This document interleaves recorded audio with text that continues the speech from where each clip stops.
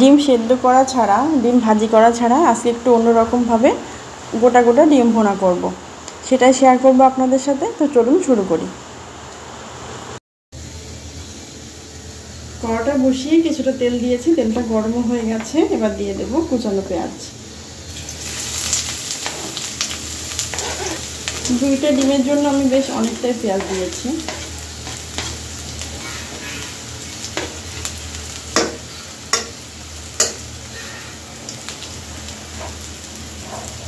পেঁয়াজের ভিতরে দিয়ে দেবো একটু লবণ, দিয়ে পেঁয়াজটা ভালো করে একটু ভাজি ভাজি করে নেব।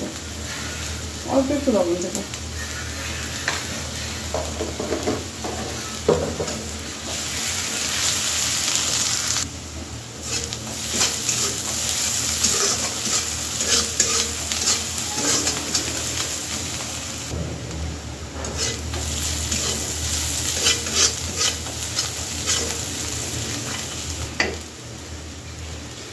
পেঁয়াজটা লাল লাল করে ভাজা হয়ে গেছে।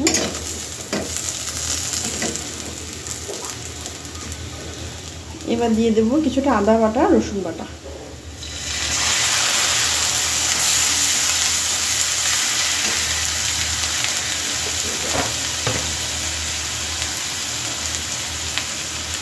লবণ,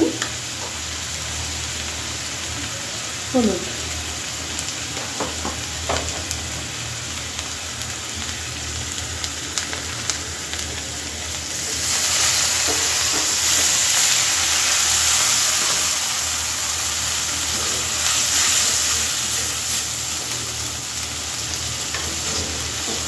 একটু পানি দিয়ে দিয়েছি, তা নাহলে মশলাটা পুড়ে যাবে।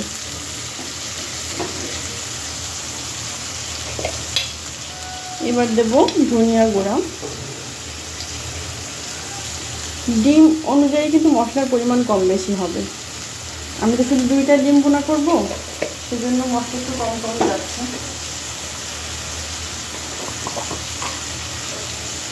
আর এবার দিয়ে দেব জিরা গুঁড়া।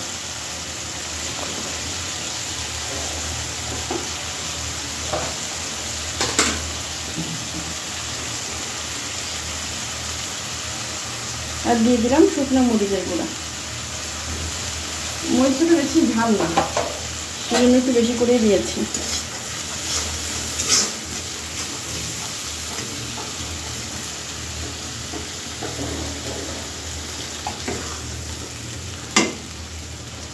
আর একটু পানি দিয়ে দিয়েছি।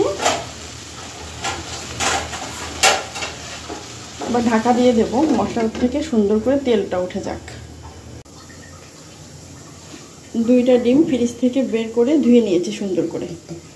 এখন আমি আগে ডিমটা বাটিতে ভেঙে নেব, তারপর মশলাতে দেব। তা না হলে যদি বাই চান্স ডিম নষ্ট হয়, তাহলে এতক্ষণের খাটনি বৃথা। একটা একটা করে ডিম ভেঙে নেব আর কড়াইতে দিয়ে দেব।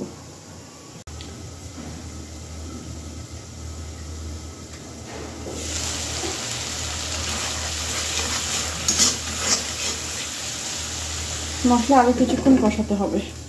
আমরা একটু ঢাকা দিয়ে দিলাম।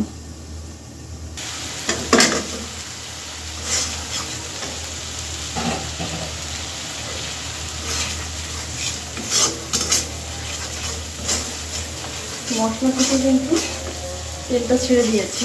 আমি আরেকটু পানি দিয়ে দেবো, বেশি দিব না। এই থাক।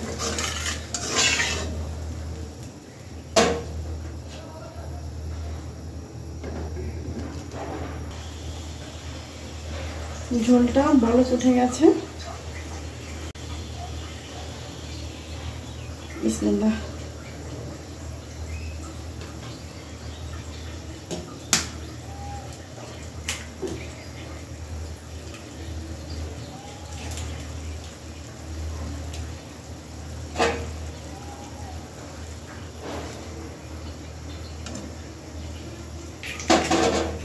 এই ডিমটা একটু সেট হয়ে যাক, তারপরে আরেকটা ডিম দেবো।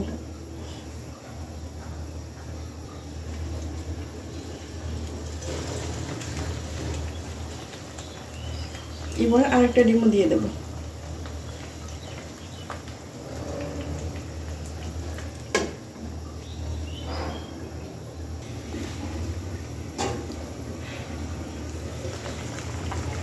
দুটো ডিম কিন্তু সুন্দর করে সেট হয়ে গেছে। এটা এখন একটু নরম আছে, এটা আবার শক্ত হয়ে গেছে। চুলার জালটা একটু আস্তে করে দিই। রান্না কিন্তু হয়েই গেছে আমার, একটু ঝোলটা কমে যাবে, তারপর রান্না হয়ে যাবে। লবণ ঠিক আছে কিনা একটু দেখে নিই।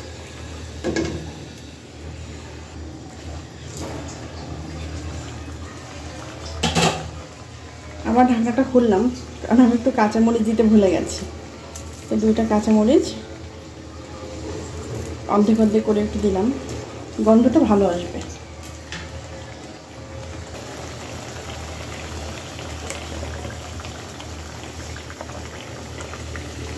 অল্প একটু গরম মশলা করে দিলাম,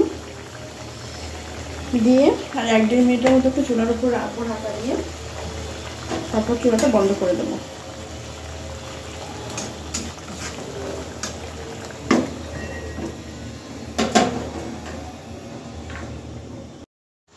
খুব অল্প সময়ের ভিতর আমার ডিম ভুনা রেডি।